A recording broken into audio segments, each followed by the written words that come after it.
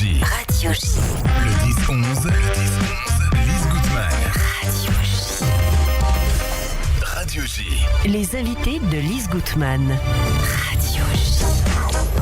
Et ainsi que je l'annonçais précédemment, j'ai l'immense plaisir d'accueillir ce matin, 27 janvier, dans le studio de Radio J, Yvon Bertorello, qui est l'un des auteurs d'une bande dessinée qui n'en est pas tout à fait une. On va en parler.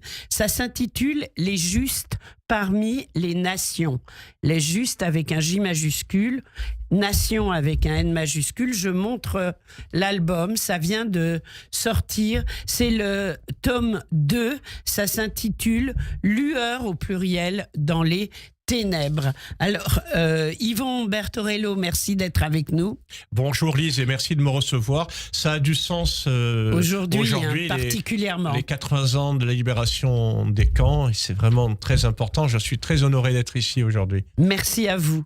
Alors, vous êtes un réalisateur de films documentaires et de reportages. Ça se sent tout à fait dans le livre. Depuis plusieurs années, vous êtes également auteur de bandes dessinées et de livres illustrés chez divers éditeurs, principalement dans le domaine historique. Alors, c'est quoi cette passion pour l'histoire ?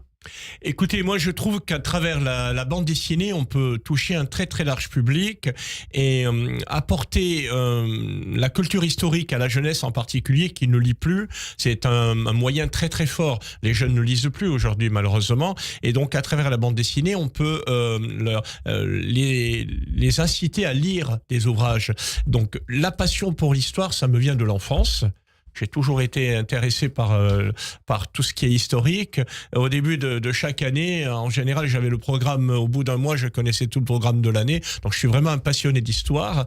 Et quand je me suis mis à faire des bandes dessinées, tout naturellement, eh bien, je me suis dit que c'était logique que je fasse des bandes dessinées historiques. Alors justement, vous avez fait le scénario de ce livre qui est mais très précis au niveau historique. On peut le dire. Vous l'avez réalisé avec Serge Scotto et Éric Stoffel. Les dessinateurs sont Frédéric Alali, David Ballon et Jean-Jacques Dzialowski, si je n'ai pas... On dit Dzialowski. Exactement. Voilà. Alors, ce livre, donc, vous en avez écrit le texte à 3, si j'ai bien compris. Exactement, vous savez qu'il s'agit d'une série, et lorsqu'on développe une série, il faut une équipe étoffée, plusieurs dessinateurs, un coloriste, des scénaristes. Et moi, dans ce projet, je suis à la fois co-scénariste et documentaliste, parce que quand on fait une BD sérieuse, ça demande une longue préparation. Nous, on lit beaucoup de textes. Je le répète encore, on ne fait pas de BD Wikipédia. Donc, ce sont des sujets que nous maîtrisons bien. Nous lisons beaucoup de livres avant, on se documente. Et pour cette série précise, sur Yad Vashem, sur les Justes, évidemment, on l'a fait avec le soutien moral de Yad Vashem. On n'aurait jamais fait cette série-là sans Yad Vashem, parce que ça aurait eu aucun sens. Et donc, on se documente, on lit beaucoup, on rencontre... malheureusement, il n'y a plus beaucoup de témoins du côté des Juifs sauvés que du côté des Justes qui ont caché et sauvé des Juifs. Mais en tout cas, on voit leurs descendants. Et donc, c'était un énorme travail de recherche, de documentation avant de préparer le scénario. Alors, justement, donc, pourquoi ce choix de parler de cette période et des Justes ? Écoutez, ça n'échappe à personne qu'on vit une période extrêmement dramatique. Au niveau de l'antisémitisme, il y a une recrudescence terrible, et on voit bien que, en fait, il n'avait pas disparu cet antisémitisme, à part qu'il a changé de camp complètement. On est dans un autre monde, et c'est ahurissant de voir à quel point des gens qui avant étaient des pourfendeurs de l'antisémitisme soutenir, laisser faire l'antisémitisme qui se répand partout. C'est vraiment très inquiétant pour tout le monde. Oui. Et comme moi, avec mes co-auteurs et moi, on a l'habitude de faire des BD historiques et surtout mémorielles, parce que ça a du sens. Eh bien, cette BD arrive à point nommé. Malheureusement, elle est sortie quelques jours après le 7 octobre, et beaucoup de médias, je le dis maintenant, beaucoup de Béninois, en dehors de la communauté évidemment, Oui. ont freiné pour nous recevoir et faire de la C'est pas vrai. Oui, ne serait-ce que dans des journaux provinciaux. Moi, j'habite dans les Alpes-Maritimes. Habituellement, j'avais droit à plusieurs pages pour d'autres bandes dessinées dans le magazine. Eh bien, pour cette BD, j'ai rien eu. Ou bien alors une recension de quelques lignes, alors que c'est un sujet essentiel, primordial. Bien sûr. Et ça donne, pour la jeunesse aussi, c'est très important de montrer qu'à une période aussi douloureuse que sous la Seconde Guerre mondiale, sous le gouvernement de Vichy, l'occupation nazie, il y a eu des gens très courageux qui ont pris les risques en sauvant et en cachant des innocents, des juifs, et puis d'autres aussi, ils ont pris d'énormes risques. Évidemment. Et donc ça devrait motiver les gens aujourd'hui. Les gens devraient réfléchir un peu et se rendre compte que le mal, eh bien, il ressurgit toujours. En fait. Bien sûr. Alors, juste parmi les nations, j'ai dit tout à l'heure qu'on était, pour moi, on est vraiment entre la BD et le roman graphique. Effectivement, parce que on a hésité. Le texte est d'une telle profondeur qu'à certains moments, ça se rejoint. Les dessins sont vraiment... c'est presque un film. Vous êtes réalisateur. J'étais en train de lire et je me suis dit, mais je suis où?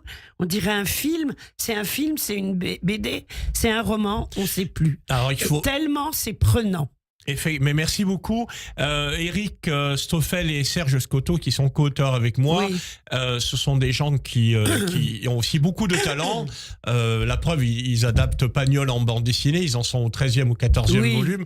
Ça veut bien dire qu'ils ont du talent. Et la patte d'Éric Stoffel en particulier n'y est pas pour rien dans ce scénario. Effectivement, on dirait un peu un film. C'est écrit comme le déroulé d'un film.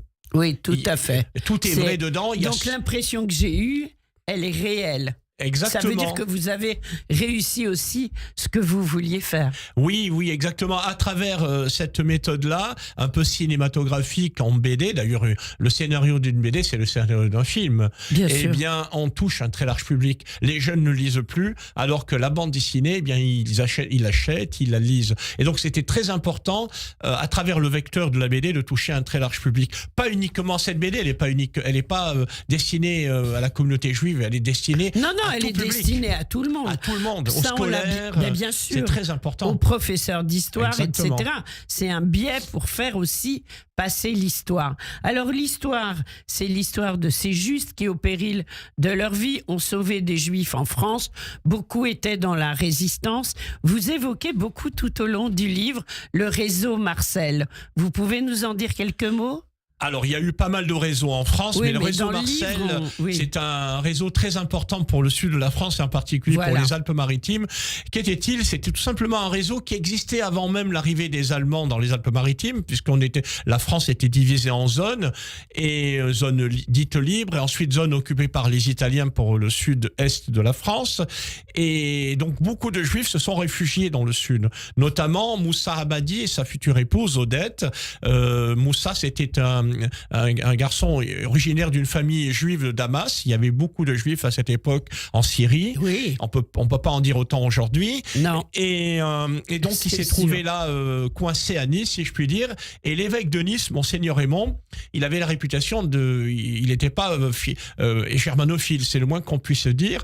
Et donc il est allé trouver l'évêque et il le raconte dans son autobiographie. En quelques secondes, l'évêque lui a dit: vous pouvez compter sur moi vraiment totalement. Je vais mettre les réseaux du diocèse de Nice à ma disposition. Donc ce réseau, comme je l'ai dit, il existait avant, puisqu'il y avait beaucoup d'organisations juives qui étaient au grand jour avant la guerre, qui étaient des organisations philanthropiques, charitables, et qui, au moment de l'occupation, ont joué ce rôle de sauvetage. Ils faisaient passer des familles juives à l'étranger. Enfin, il y avait des faux papiers.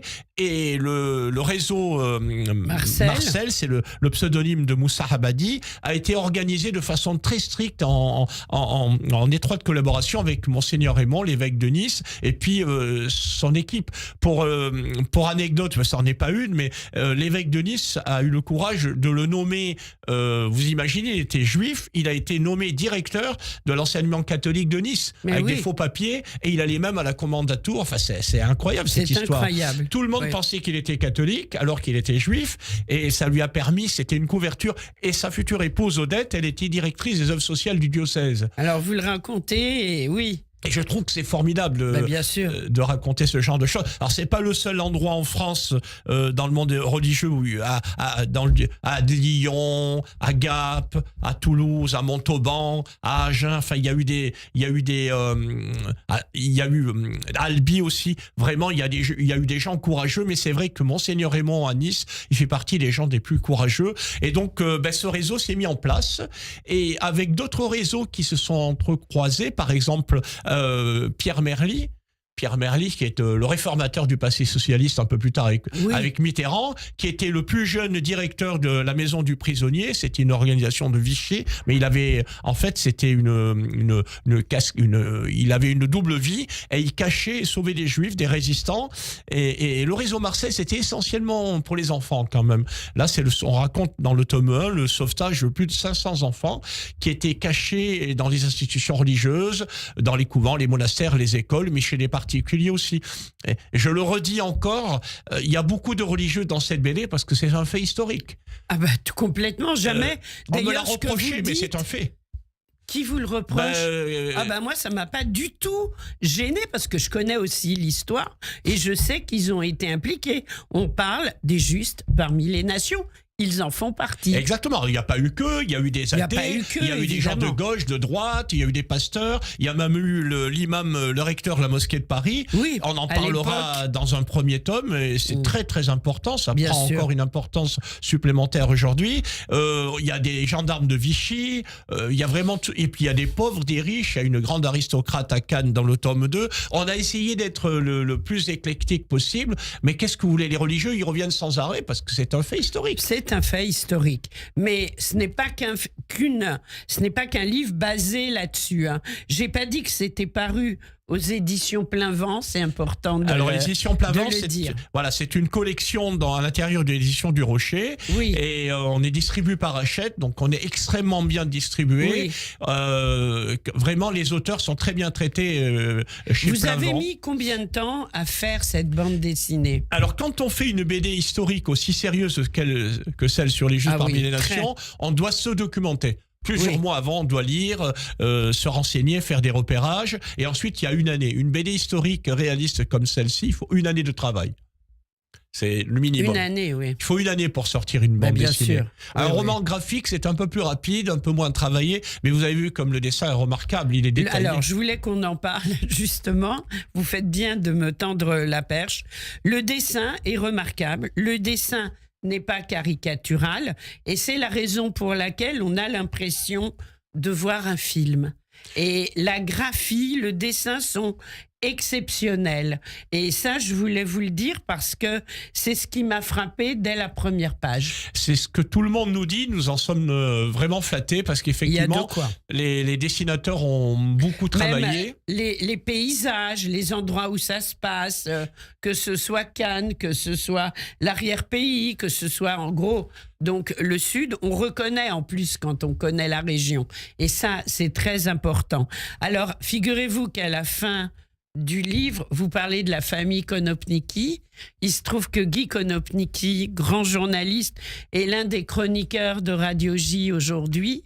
Et ça m'a vraiment touchée parce qu'il vient de sortir un livre dans lequel, entre autres, il parle de ses parents, il parle de son père. Et vous l'évoquez également dans ce livre. Est-ce que, j'ai envie de dire livre, je devrais dire dans cette bande dessinée, mais pour moi c'est autant un livre qu'une bande dessinée, tellement les dialogues sont importants.